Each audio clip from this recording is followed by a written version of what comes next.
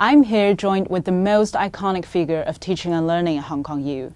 He's a professor from the Faculty of Law, a well-respected and beloved mentor to thousands of his students and many of our teaching members, myself included. He was the winner of the inaugural University Outstanding Teaching Award, the inaugural University Distinguished Teaching Award, and the first ever Hong Kong-wide University Grants Committee Teaching Award. He's made tremendous contributions to this community with his outstanding teaching practices and his leadership in the innovation and advancement of teaching and learning. And with my greatest honor and pleasure, please welcome Professor Rick Glofcheski. Thank you so much, Rick, for joining us. It's such a pleasure to have this conversation with you. Thank you, Andrea, for inviting me. I'm pleased to be here. So before we go into this project that we're talking about, Responsive University, could you start by sharing with the audience some of your teaching philosophy and your most signature teaching practices? Oh, thank you for asking me to do so. I don't mind at all.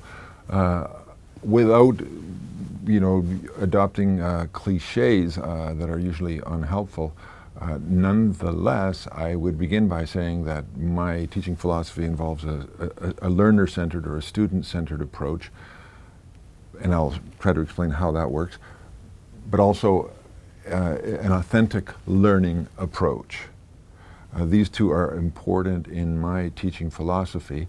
So when we talk about a learner-centered approach, for me this means putting the learning in the hands of the students, empowering the students, requiring the students to make choices about their learning, and in the process to take greater responsibility for it. This also entails a large degree of self-directed learning and eventually independent learning and discovery-based learning. So really, for me, it's not about the teacher, it's about the student, it's about the learner.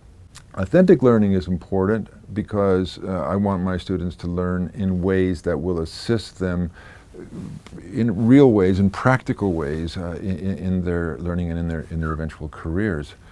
So therefore, I would distinguish my kind of learning design and assessment design from others in that it's not about assessing students for the purposes of conferring a grade, but rather designing learning so that students will carry that learning with them beyond the assessments and into the future. If they are not, then students will be learning something just for the exam, and this is something that I discovered many years ago was not in their learning interests.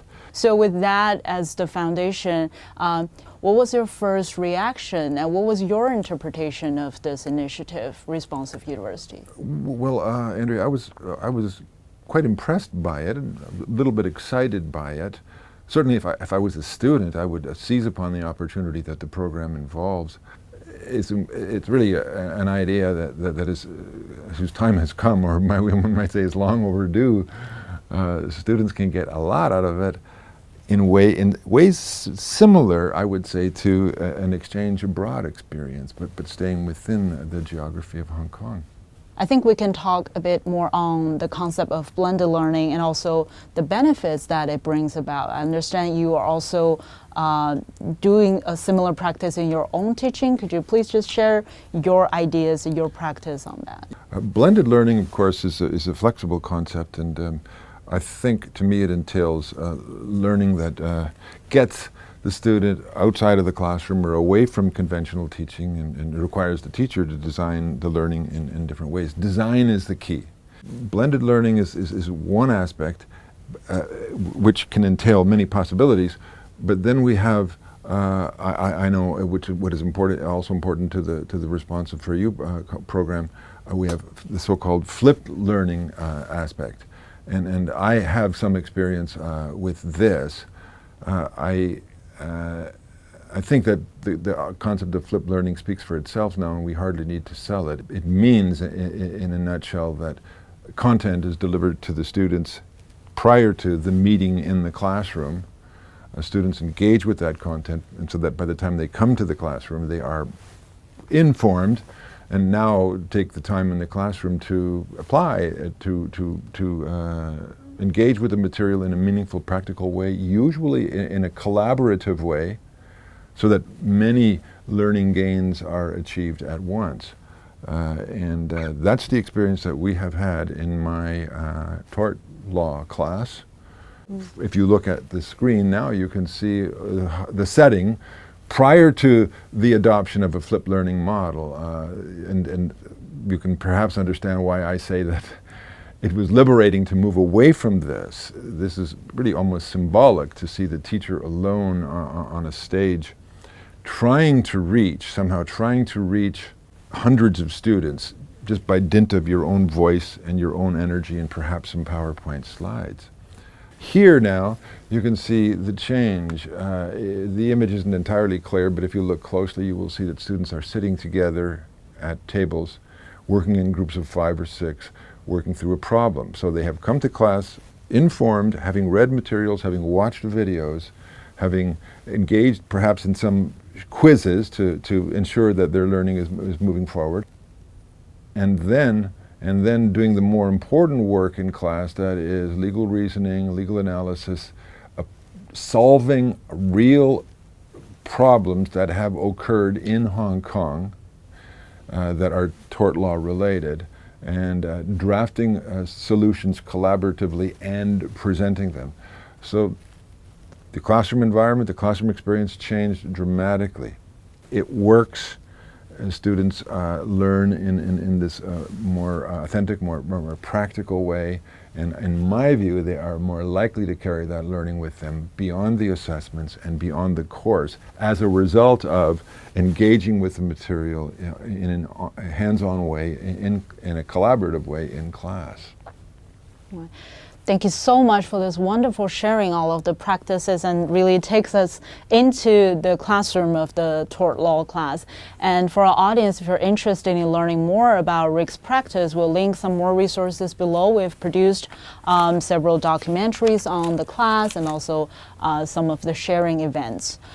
So as you were talking about this blended learning mode, if we may kind of digress a little bit from here, as we know that currently we are being heavily impacted by the coronavirus. It's stopping us from returning to classroom to conduct our face-to-face teaching. And to many of our colleagues, this really caught them off guard, and it's a very difficult transition period. But the crisis will pass and we'll come back to classroom one day. So I was wondering if you could, based on your experience, what kind of advice would you give to our colleagues to take this as an opportunity to not only cope with the situation, but somehow develop something new during this period, and then can further enhance their teaching and learning when we eventually resume to classroom teaching? Mm-hmm. Well, very good question. These are interesting times. The coronavirus is one thing. Of course, we had, the social movements and the protests prior to that. So our first semester was largely abandoned halfway through, and our second semester never really got off the ground. Teachers are required to make adaptations now. Some are equipped to do so. Some are practiced at it. I suppose those who are teaching the courses in the Responsive4U are probably best situated to make these adjustments now. Others, our colleagues who have adopted e-learning and blended learning practices will also be in a good situation. But for the rank and file, for the greater body of teachers, they will struggle. They will be pushed out of their comfort zones. They have no choice, and for that reason, in part, I think this provides really an opportunity to take some risks, to experiment, to learn, but actually in a fairly low risk environment. I say take risks, but they're not really very significant. The students are by and large patient. They know that teachers are struggling. Everyone is struggling. And so here, I think, teachers can take some chances, can experiment a little bit, challenge themselves a little bit. And if it, in the first instance, doesn't work out all that well, then they can make the adjustment. And I think there will be general patience with the teachers. So yeah, I think this is an opportunity. Teachers hopefully will approach it that way, not grumble because of their having to be required to do things that they didn't otherwise have to do, or weren't prepared to do, or weren't trained to do. And in any case, it opens up our minds to the possibilities that technology brings. The opportunities were already there.